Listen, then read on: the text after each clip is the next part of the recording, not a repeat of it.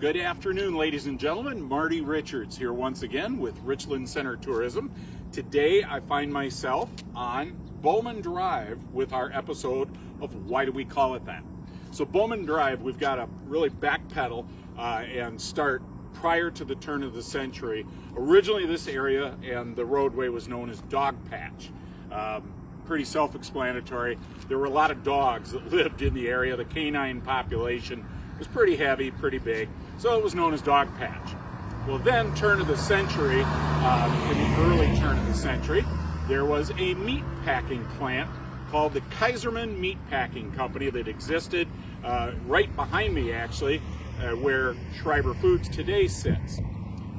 Kaiserman owned it until about 1935, and in 1935, a fellow by the name of Frank Bohmann came along, bought the plant, and operated it for about the next 30 years. I've even talked to locals, we always wave, I've even talked to the locals who in past days where they said, we remember we actually would take cattle to the Bohmann meat plant and we would sell them right on the hoof. And so locally they had a good supply of meat at that time.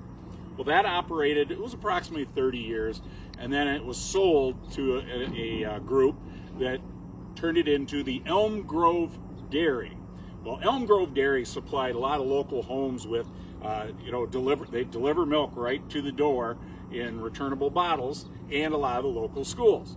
So as a young lad at Ithaca School District, I have to take probably a little bit of the blame for quashing ingenuity, because in the late 70s or mid 70s, Elm Grove Dairy should deserve some credit because they were one of the first food suppliers or milk suppliers that learned, wait a minute, we don't always have to put things in these cardboard cartons, we could put them in bags. And so in the mid 70s, Elm Grove Dairy experimented with delivering milk in single serve bags to school districts. And at Ithaca we had these, and just all I can say is, when I was in elementary school and you gave me a bag full of milk with a straw, there was a mess, and yes, it was my fault. I apologize. I hope you guys got the patent on that, because Capri Sun probably owes you some money on that patent. But it did quash that idea. We went back to cartons the next year, but good attempt. So that was Elm Grove Dairy for many, many years. I know Elm Grove Dairy survived up until in the late 80s. Can't remember for sure, maybe even to the 90s. But at this point today, Schreiber Foods has the plant at that location that originally, back in the 30s, became the Bohmann Meatpacking Company, and that is how Bohmann Drive got its name. So if you're coming down the Pine, I'm almost standing right on the Pine River Bridge.